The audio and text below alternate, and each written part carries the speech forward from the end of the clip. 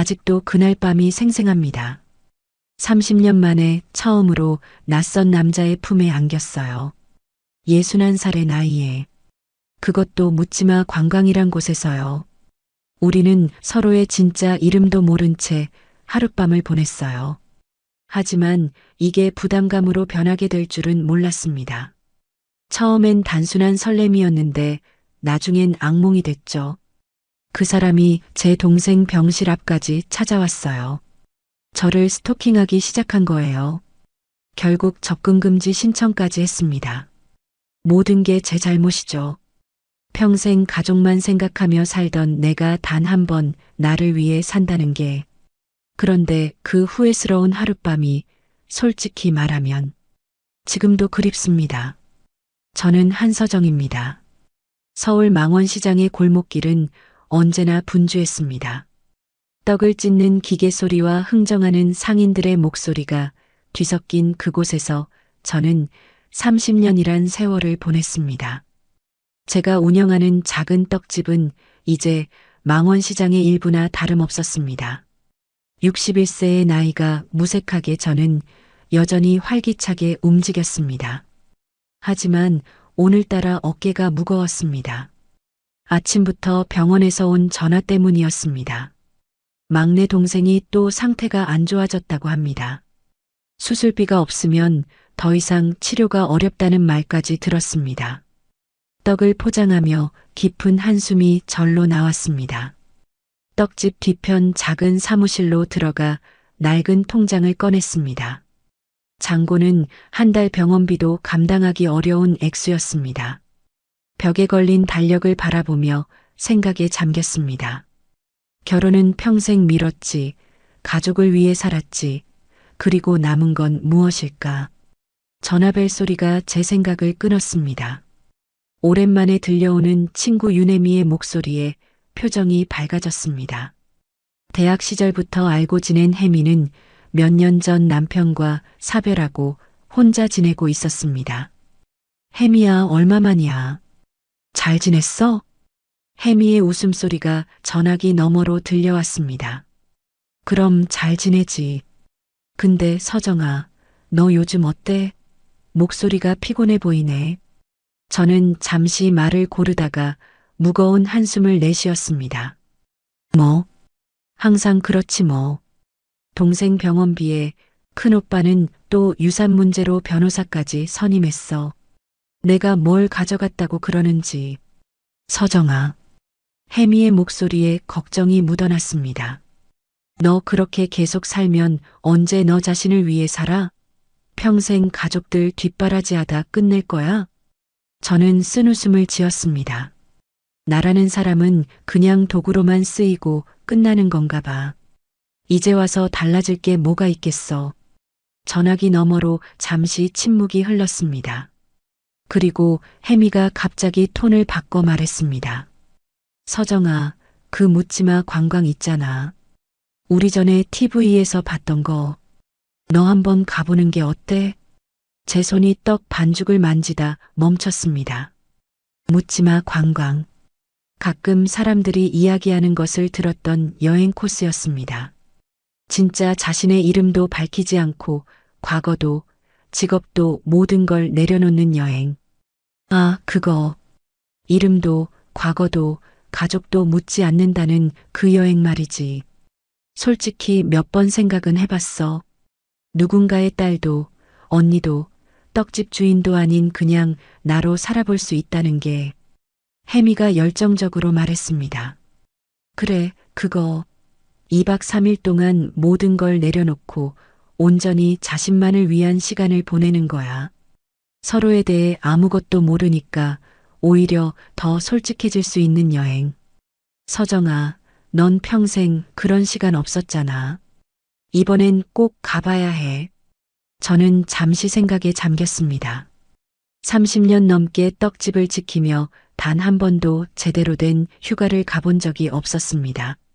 항상 가족이 우선이었고 제 삶은 뒷전이었습니다. 생각만 했지 실제로 해볼 용기는 없었어. 가게도 봐야 하고. 혜미가 단호하게 말을 잘랐습니다. 이번 주말에 출발하는 코스가 있어. 내가 너 대신 예약해놨어. 이번엔 무조건 가야 해. 서정아, 평생 남들 신경만 쓰다가 정작 너 자신은 언제 돌보려고? 제 마음속에 작은 불씨가 타오르기 시작했습니다. 나를 위한 시간. 그런 게 가능할까? 시장의 소음 속에서 저는 꿈꾸듯 생각했습니다. 이름도 과거도 묻지 않는 여행. 잠시나마 한서정이라는 사람이 아닌 그저 한 명의 여자로 존재할 수 있는 시간. 문득 거울 속에 비친 제 모습을 바라보았습니다. 주름진 얼굴, 거칠어진 손. 하지만 눈빛은 여전히 살아있었습니다. 혜미야. 그래, 한번 가볼게. 어차피 평생 나만 생각해 본 적 없는데 이번 한 번쯤은. 전화기 너머로 혜미의 환호성이 들렸습니다. 드디어. 서정아, 후회 안 할 거야. 모든 걸 내려놓고 오는 거야. 알았지? 수화기를 내려놓으며 생각했습니다. 이번 한 번만 나를 위한 시간을 가져봐도 괜찮을까? 멀리서 들려오는 시장 소리와 함께 제 가슴 속에 오랫동안 잊고 있던 설렘이 스며들기 시작했습니다.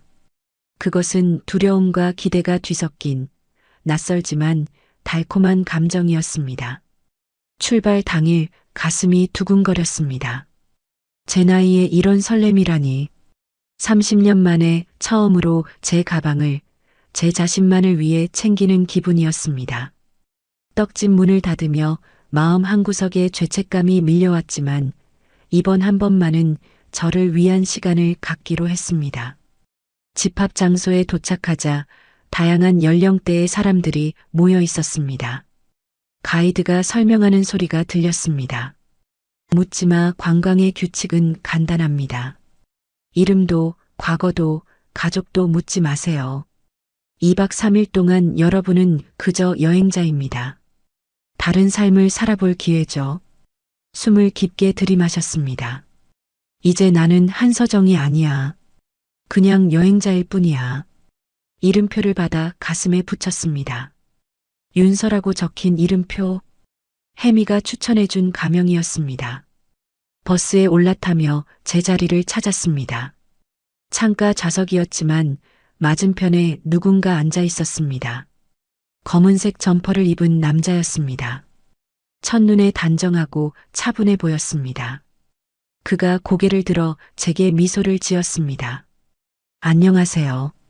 그의 목소리는 낮고 부드러웠습니다. 55세쯤 되어 보였지만 얼굴에는 젊은 기운이 남아 있었습니다. 이름표에는 최진수라고 적혀 있었습니다. 안녕하세요. 저도 인사를 건넸습니다.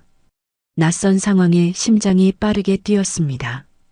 대화를 계속해야 할지 그냥 창밖을 봐야 할지 고민했습니다. 버스가 출발하고 가이드가 다시 마이크를 잡았습니다. 여러분, 이 여행에서는 서로에 대해 묻지 않는 대신 지금 이 순간의 감정과 생각을 나눠보세요.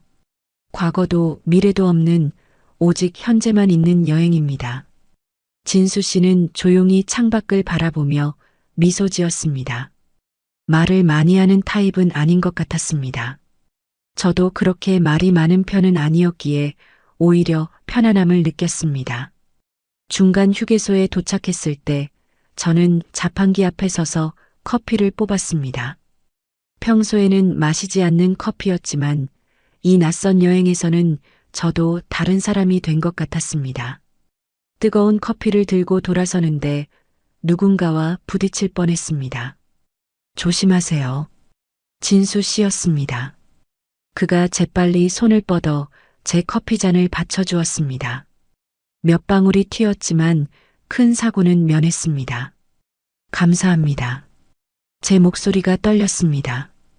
그와 가까운 거리에서 마주하니 이상한 긴장감이 감돌았습니다. 진수 씨는 잠시 망설이더니 말했습니다. 오늘 밤 혹시 같이 차 한잔 하실래요? 도착하면 숙소 근처에 조용한 카페가 있을 것 같아서요. 그 말에 저는 잠시 할 말을 잃었습니다. 30년 넘게 누군가에게 이런 초대를 받아본 적이 없었으니까요. 심장이 빠르게 뛰었습니다. 거절해야 할까? 하지만 이 여행의 의미는 무엇일까요? 모든 것을 내려놓고 새로운 경험을 해보는 것 아닌가요? 입술이 마르는 느낌이었습니다. 깊은 숨을 들이마시고 대답했습니다. 좋아요. 기꺼이 함께하죠. 여행지에 도착했을 때 하늘은 붉게 물들어 있었습니다. 펜션 체크인을 마치고 잠시 짐을 풀었습니다. 마음은 이미 저녁 약속으로 들떠 있었죠. 침대에 앉아 거울을 보니 평소의 제 모습과는 달랐습니다. 오랜만에 화장을 조금 더 신경 썼고 혜미가 선물해준 하늘색 블라우스를 입었습니다. 이게 정말 나일까? 제 모습이 낯설었습니다. 약속 시간에 맞춰 펜션 로비로 내려갔습니다. 진수 씨는 이미 와서 기다리고 있었습니다. 그는 옷을 갈아입고 머리도 단정히 정리한 모습이었습니다. 기다리셨어요? 제가 물었습니다. 아니요. 방금 왔어요. 가실까요? 근처에 조용한 와인바가 있대요. 걸어가는 동안 선선한 저녁 공기가 얼굴을 스쳤습니다. 바닷가 마을의 공기는 서울과 달랐습니다. 짙은 소금 냄새와 함께 자유로움이 느껴졌습니다. 문득 누구도 나를 모르는 곳이라는 사실이 큰 위안으로 다가왔습니다. 와인바는 아늑했습니다. 창가 자리에 앉아 바다가 내려다 보였습니다. 붉은 와인 한 병을 주문했습니다. 처음에는 어색한 침묵이 흘렀지만 와인 한 잔이 들어가자 대화가 자연스러워졌습니다. 무슨 일을 하세요? 제가 조심스레 물었습니다. 진수 씨는 미소 지었습니다. 묻지마 관광의 규칙을 어기시는군요. 저는 당황했지만 그가 웃으며 말을 이었습니다. 괜찮아요. 과거 광고 디자이너였어요. 지금은 좀 쉬고 있는 중이랄까요? 그의 눈빛이 잠시 흐려졌습니다. 뭔가 사연이 있어 보였지만 더 묻지 않았습니다. 윤서 씨는요? 그가 물었습니다. 윤서라는 이름이 아직 낯설었습니다. 하지만 이 순간만큼은 정말 윤서가 된 것 같았습니다. 저는 시장에서 일해요. 오래 했죠. 떡집 이야기는 하지 않았습니다. 30년이라는 시간도 언급하지 않았습니다. 그저 가볍게 넘겼습니다. 와인잔을 기울이며 창밖을 바라봤습니다. 달빛이 바다 위에 반짝였습니다. 진수 씨도 같은 방향을 바라보고 있었습니다. 우리는 말없이 그 풍경을 공유했습니다. 아름답네요. 그가 낮은 목소리로 말했습니다. 네, 정말 아름다워요. 제 마음에서 우러나온 대답이었습니다. 대화는 자연스럽게 이어졌습니다. 가족이나 과거에 대한 깊은 이야기 없이도 음식 취향, 좋아하는 계절, 여행 경험 같은 가벼운 주제로도 충분했습니다. 신기하게도 묻지 않아서 오히려 더 편안했을지도 모릅니다. 두 번째 잔을 마실 때쯤 진수 씨가 문득 제 눈을 바라보며 말했습니다. 윤서 씨, 이상하게 누나 같으면서도 좀 다르세요. 편해요. 그 말에 가슴이 철렁 내려앉았습니다. 오랜만에 들어보는 말이었습니다. 여자로서 누군가에게 편한 존재라니 몇 년 만에 듣는 말이었을까요? 저도 모르게 눈시울이 뜨거워졌습니다. 빨리 감정을 추스르려 와인잔을 들었지만 손이 살짝 떨렸습니다. 진수 씨가 그것을 알아챘는지 테이블 위에 놓인 제 손을 살며시 잡았습니다. 그의 손은 따뜻했습니다. 크고 단단하고 그리고 믿음직스러웠습니다. 차가우시네요. 그가 말했습니다. 하지만 그 순간 제 마음은 결코 차갑지 않았습니다. 와인바에서 나와 펜션으로 돌아오는 길은 묘하게 들뜬 기분이었습니다. 진수 씨와 나란히 걸으며 별을 보는데 어깨가 우연히 스치자 가슴이 두근거렸습니다. 펜션에 도착해 각자의 방으로 돌아가면서 진수 씨가 말했습니다. 저녁에 바비큐 파티가 있다고 하네요. 같이 가실래요? 제 입에서 자연스럽게 네라는 대답이 흘러나왔습니다. 방으로 돌아와 침대에 앉아 창밖을 바라보며 생각했습니다. 내가 지금 뭐 하는 거지? 61년 인생에서 처음으로 낯선 남자와 시간을 보내는 제 모습이 낯설었습니다. 하지만 이상하게도 두렵지 않았습니다. 저녁 바비큐 파티는 펜션 마당에서 열렸습니다. 다른 여행객들도 삼삼오오 모여 있었지만 제 눈에는 진수 씨만 보였습니다. 그는 웃는 얼굴로 저를 맞이했습니다. 오셨네요. 자리 맡아뒀어요. 음식과 술이 오가는 분위기 속에서 우리는 다른 여행객들과 가볍게 대화했습니다. 서로의 이름도 직업도 묻지 않는 묻지마 관광의 규칙 덕분에 모두가 현재의 순간에만 집중했습니다. 그 어색하면서도 자유로운 분위기가 묘하게 좋았습니다. 식사를 마치고 진수 씨가 제 귀에 속삭였습니다. 조금 걷죠? 밤 공기가 좋네요. 마당을 벗어나 바닷가 쪽으로 걸어갔습니다. 달빛이 바다 위로 긴 빗줄기를 그리고 있었습니다. 파도 소리만 들리는 고요한 밤이었습니다. 어느새 진수 씨의 손이 제 손을 향해 뻗어왔습니다. 잠시 주저했지만 곧 그의 손을 잡았습니다. 따뜻했습니다. 이 나이에 남자의 손을 잡는다는 게 어색하기도 했지만 이상하게 자연스러웠습니다. 해변가 벤치에 나란히 앉았습니다. 밤하늘에는 셀 수 없이 많은 별들이 반짝였습니다.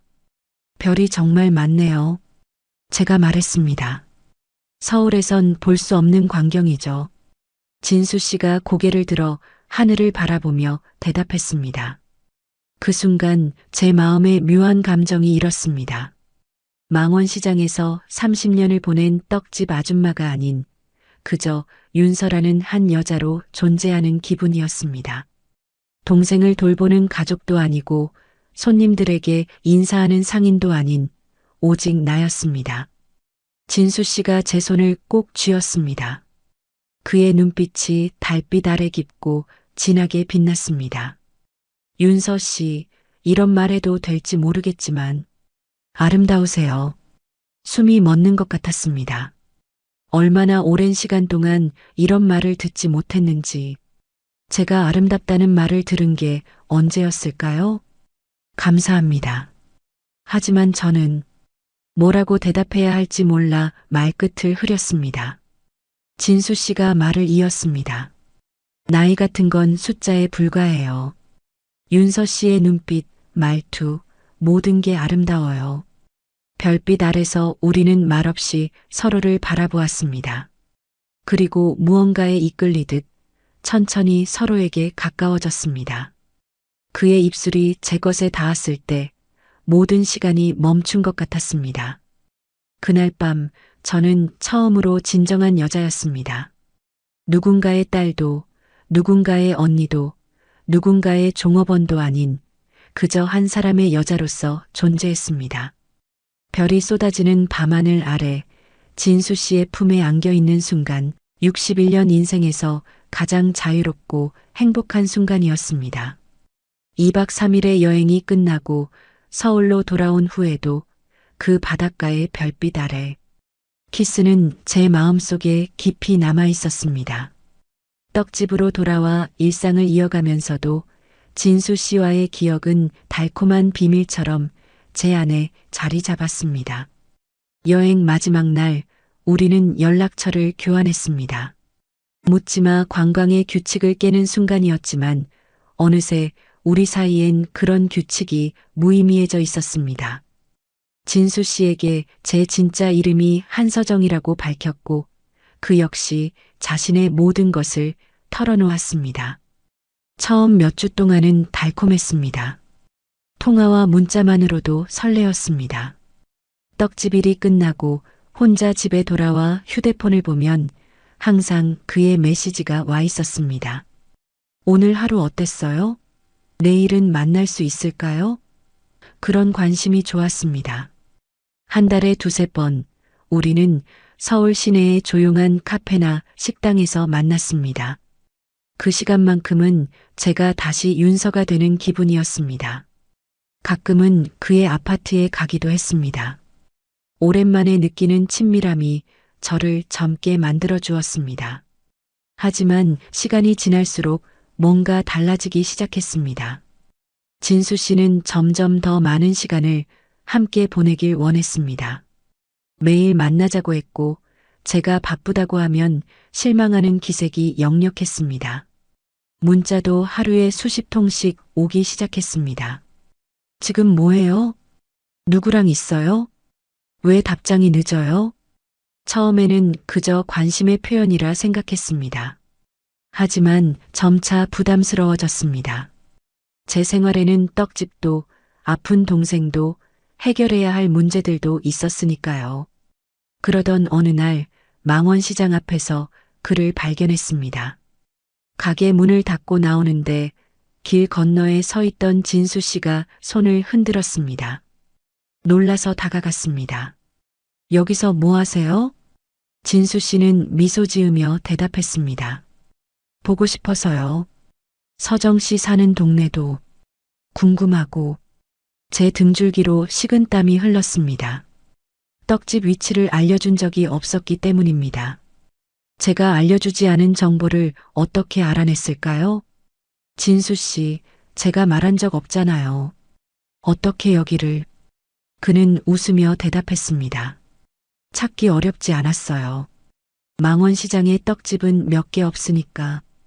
그날 이후 불안감이 생겼습니다. 집에 돌아오면 현관문을 2번 확인하게 되었고 문자가 올 때마다 가슴이 철렁 내려앉았습니다. 진수 씨와의 만남도 점차 줄이려 했습니다. 바쁘세요? 왜 자꾸 피하는 것 같죠? 전화로 그가 물었습니다. 아니에요. 그냥 가게 일이 많아서. 정말요? 어제 본 것 같은데. 다른 남자랑 있지 않았어요? 순간 숨이 멎었습니다. 어제는 혜미를 만났을 뿐인데 그걸 어떻게 알고 있는 걸까요? 점점 진수 씨의 행동은 집착적으로 변해갔습니다. 제가 응답하지 않으면 수십 통의 문자와 부재중 전화가 쌓였습니다. 가끔은 집 앞에서 기다리고 있기도 했습니다. 서정 씨, 우리 함께 살면 어떨까요? 내가 당신을 행복하게 해줄 수 있어요. 그의 눈빛에서 절박함이 느껴졌습니다. 더 이상 여행지에서 만났던 부드러운 눈빛이 아니었습니다. 이제는 위협처럼 느껴졌습니다. 그와의 관계가 달콤한 추억에서 무서운 악몽으로 변해가고 있었습니다. 진수 씨를 피하려고 노력하는 날들이 이어졌습니다. 연락도 점점 줄이고 만남도 거절했습니다. 그럴수록 그의 집착은 심해져 갔지만 저는 일상으로 돌아가려 애썼습니다.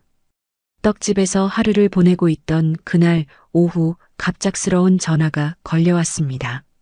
서정 씨, 빨리 오세요. 막내가 발작을 일으켰어요. 동생의 간병인 목소리였습니다. 심장이 쿵 내려앉았습니다. 앞치마도 벗을 새 없이 가게 문을 닫고 택시를 잡았습니다. 가슴이 터질 듯이 뛰었습니다. 제발 무사하게만 해주세요. 택시 안에서 마음은 이미 병원에 가 있었습니다. 동생은 최근 상태가 나빠졌지만 발작은 처음이었습니다. 수술비 문제로 고민하던 차에 이런 일이 생기다니. 창밖으로 흐르는 도시 풍경이 흐릿하게 보였습니다. 병원에 도착해 응급실로 달려갔습니다. 그런데 응급실 입구에서 그 익숙한 실루엣이 보였습니다. 믿을 수 없었습니다. 최진수가 그곳에 서 있었습니다. 발걸음이 저절로 멈췄습니다. 진수 씨는 저를 보자 천천히 다가왔습니다. 서정 씨, 나 계속 기다렸어요. 목소리는 부드러웠지만 그의 시선에는 뭔가 이상한 것이 있었습니다. 어떻게 이곳에 와 있는 건지, 어떻게 제 동생의 입원 사실을 알았는지 이해할 수 없었습니다. 어떻게, 여기에? 당신이 응급실에 온다는 걸 알았어요.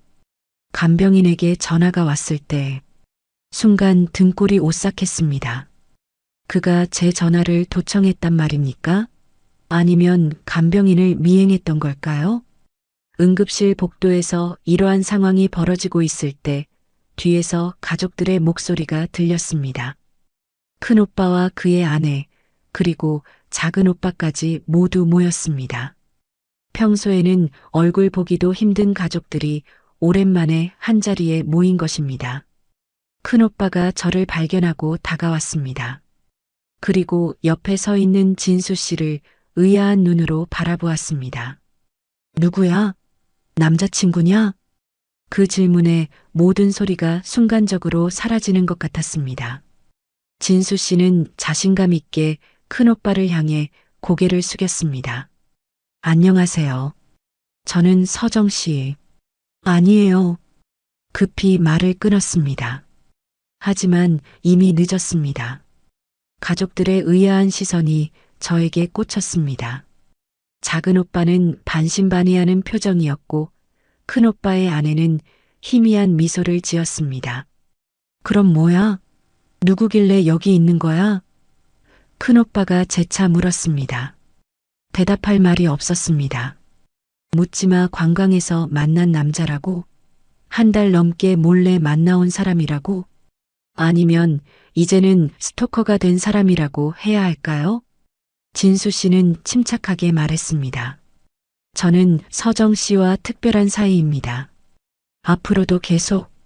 그 순간 갑자기 다리에 힘이 빠졌습니다.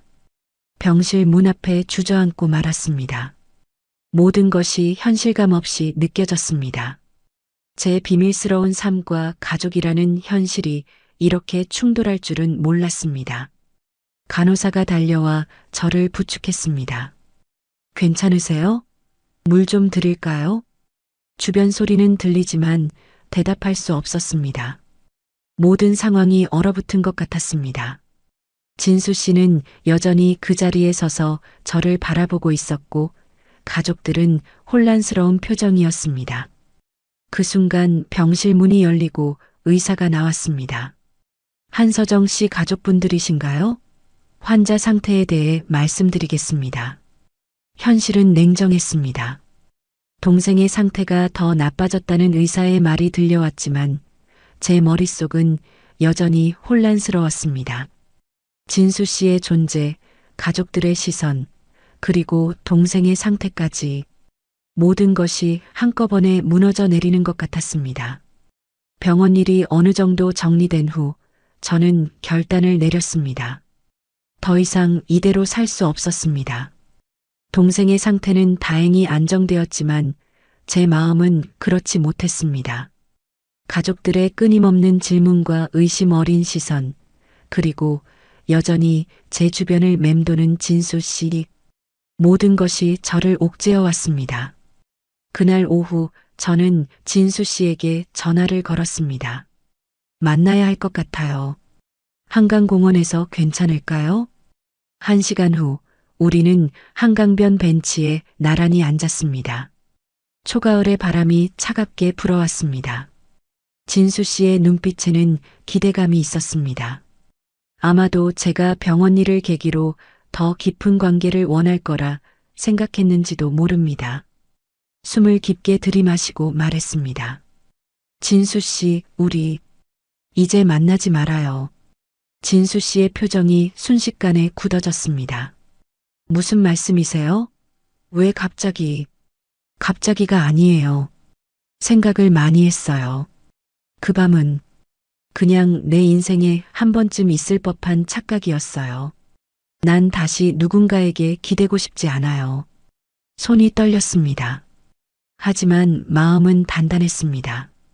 이대로 계속되면 제 삶은 물론 가족들까지 혼란에 빠질 테니까요. 착각이라뇨?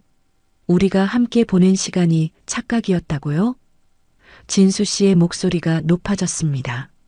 서정 씨, 나는 진심이었어요. 당신을 진심으로. 진수 씨, 단호하게 그의 말을 끊었습니다.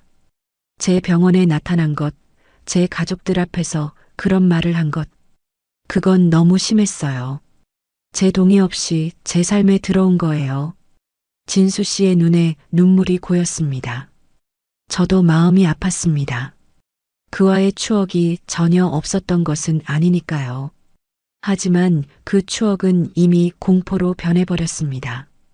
기회를 한 번만 더 주세요. 다시는 그런 일 없을 거예요. 약속할게요. 고개를 가로저었습니다. 안 돼요. 이제 각자의 길을 가요. 일어나 걸어가는데 그가 갑자기 제 손목을 잡았습니다. 놀라서 뒤돌아보니 진수 씨의 얼굴에는 눈물이 흐르고 있었습니다. 보내지 마세요. 제발. 그의 손을 떼어내고 빠르게 걸어갔습니다. 뒤에서 그의 흐느끼는 소리가 들렸지만 돌아보지 않았습니다. 다음 날부터 매일 아침 제 집 현관 앞에는 꽃다발이 놓여 있었습니다. 처음에는 장미였고 다음에는 백합 그리고 달리아. 카드에는 항상 같은 말이 적혀 있었습니다. 돌아와 주세요.